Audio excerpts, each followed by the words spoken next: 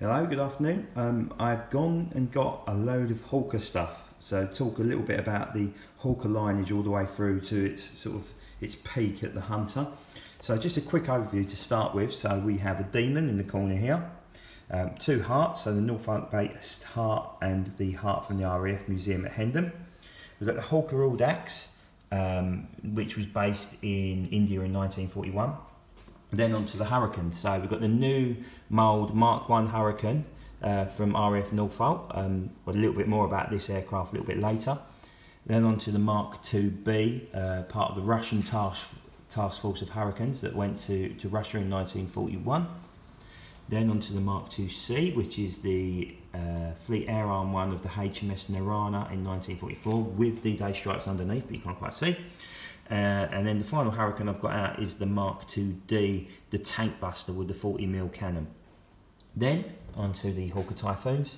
So I've got two Typhoons, they're both Mark Bs. I couldn't find the early Mark 1 unfortunately. So I've got the Bombfoon out again, which we see the other week, and the absolutely gorgeous Basil Stapleton Hawker Typhoon 2B with the rockets underneath. Stunning aircraft.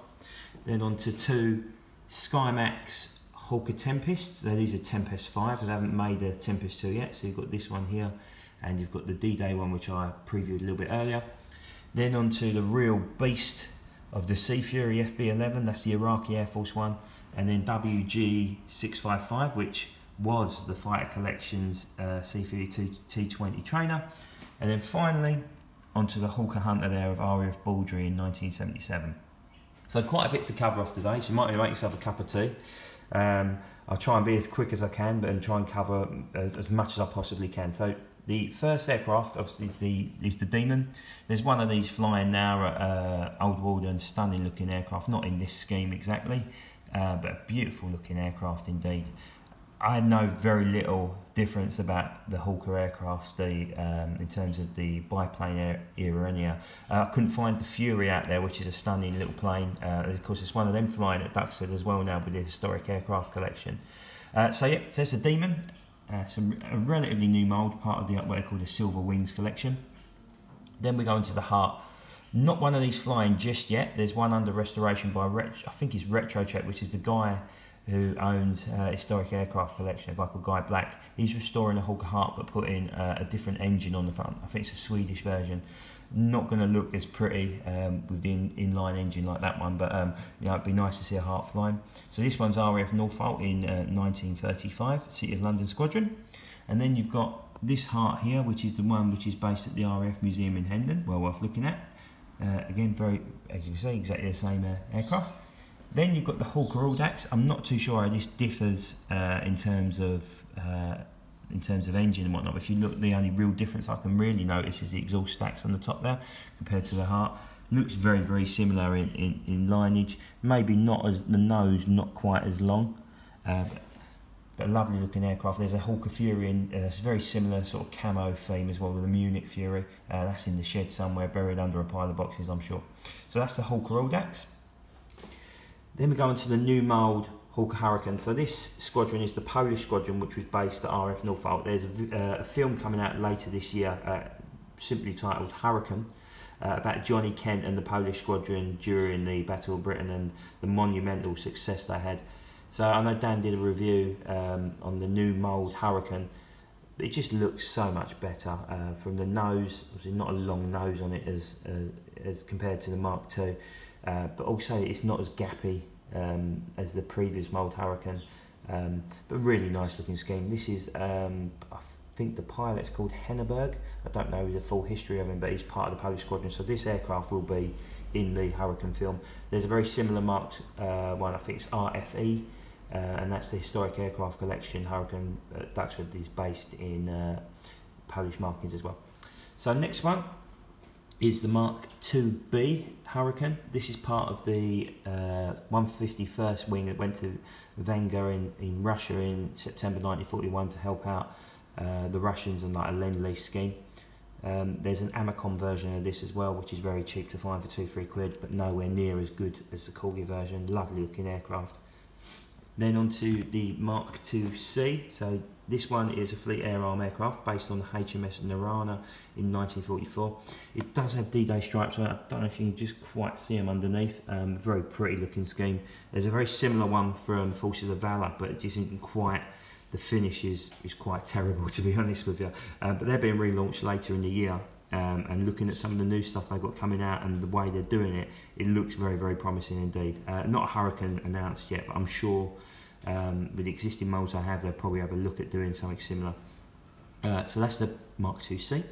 And the final one is this beefcake, is the Mark IId Hawker Hurricane based in the desert. The purists out there will complain that the spinner is in fact the wrong colour. It should be a bright red.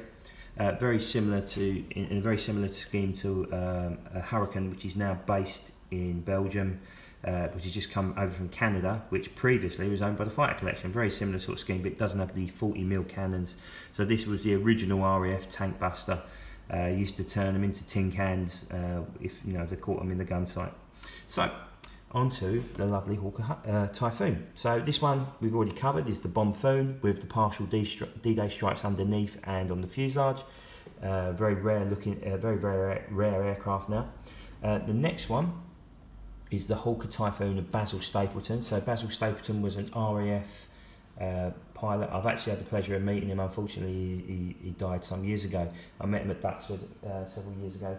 But this is his Mark 1, that'd be Typhoon with the red and yellow spinner on front with rockets on. Basil was actually based in RAF Hornchurch, just round the corner from me, so I had a long chat about RAF Hornchurch. But he was a Battle of Britain veteran, but more than, not only just being a hero, he was a thoroughly nice gentleman as well. We spent a lot of time chatting to me about RAF Hornchurch and the lack of celebration there, but there's quite a bit of work been done over the previous 2 years there. They've now got a visitor centre there, and they're really rocking and rolling and really trying to drum up the interest in the aerodrome, as it was a sector station during 1940 and played a key part in protecting London. So if you did get a chance to go over to the country park, often take Rafe over there to his Spitfire, which he climbs on and plays around. It's not a real Spitfire, before anyone worries. It's made of rock and painted up as a Spitfire, and he absolutely loves it. He's often over there, he likes to count the Spitfires on the poster as we arrive and just tell me what other planes are there as well, which is good. So onto the Tempest. So again, this one here, the D-Day one we covered previously as part of the Typhoon Tempest video, which we did a couple of weeks ago. This is made by SkyMax. So SkyMax are part of Hobby Master, as I've already mentioned numerous times. And they do a very, very beautiful Tempest 5. I've got a few more out there. I've got the all-silver one and the Klosterman one for sure. I'm sure I've got a few more knocking around, which I don't quite know. I know I'm certainly after the Target Tug one. A lovely mould. No one's tackled the Tempest 2.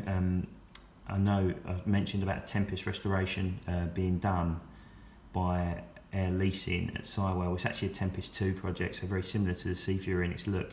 Can't wait to see that fly. It'll be an absolute stun. So the next bit is the Sea Fury. Beast of an aircraft with the Bristol Centaurus up front.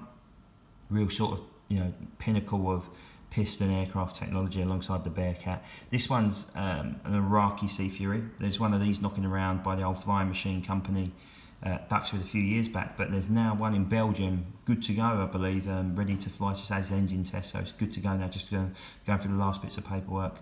And it's actually at the same place as this Hurricane. Well, the Hurricane is very similar to this, so looking to see that in the air and maybe at a few UK shows over the coming years.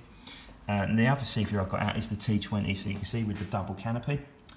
These are both made by Witty Wings, or Sky Guardians, whatever way you want to look at them. No longer around, but JC Wings have just recently released a Sea Fury from exactly the same mould. Unfortunately, there's no up undercarriage. For some reason, you can put the undercarriage in, but there's no doors for the up undercarriage, which seems like a very strange decision. But they just released the Carmichael Korean striped Sea Fury FB11. The MiG killer, although there's some debate over whether he was actually the pilot to shoot down the MiG, but it does look relatively good. The paint finish looks nice on it. Just a little bit dear for my liking, about 50 quid at the moment for a single seat fighter, but sort of one to look at. A little bit of history about WG655. This was actually a Royal Navy historic flight aircraft at some point, although I've seen a few complaints on the forums lately that this new WG G655 isn't actually this aircraft, it's built from a data plate, but it's painted in that scheme anyhow, the all silver scheme. It's just been re-engined at Duxford with a Wright Cyclone engine instead of the Centaurus, as it's notoriously difficult to maintain and keep in pristine condition, and it's just recently changed hand to Sean Patrick, who owns the RAF Sharkmouth Mustang, which is maintained by Arco at Duxford. So hopefully there'll be some two-seat rides going around in the Sea Fury. He was the Joker Legends a couple of weeks back. Unfortunately, I couldn't go to it due to illness in the end. But Nick Gray really put it through his paces as a Joker. So the Joker is a single aircraft, usually flown by Nick or Stephen Gray in the past, who entertains the crowds while the big Balbo of 25 plus aircraft get together and form 8 in the distance to get back over Duxford. And he really does put it through the paces. He's done the Gladiator in previous years, the Hellcat, which has now moved on to Pashas New, and he used this year as the final aircraft to do the Joker in for 2018. And now, like I said, it's moved on, but it's staying in the UK, which is great news, I'm sure you'll agree. And the final aircraft is the Hawker Hunter. So this aircraft is stunning. Unfortunately, we've not seen much on the scene of them over the last couple of years due to the absolutely awful accident at Shoreham. But hopefully we'll see it again soon at some point. There is one working for the RAF base at Scampton at the moment, which turned up at RIAT the other week in a very, very new, up-to-date scheme. But we sure missed the blue note sound of the Hunter soaring in overhead at high speed, and hopefully to see it again at an air show in the future. But yeah, just a bit of a quick history of the Hawker family there, and Sydney Cam. Well worth googling if you don't know who Sydney Cam is. The genius behind most of these absolutely amazing machines. So now I'm going to have the pleasure of boxing all these back up, which is going to be as fiddly as hell, I'm sure I agree, and hopefully I won't find any massive spiders back in the shed and go into a panic attack and meltdown as I did earlier. Yeah, hopefully you enjoy it. I'll write up a short review on the site later on. I know Dan's certainly got try and see if he can knock out a view before his lovely lady gives birth to his son, which I, like I said, hope everything goes to plan. It's certainly going to be a hectic couple of weeks for him with fine tuning. But yeah, that's it from me. Hope you have a great week. I'll speak to you soon.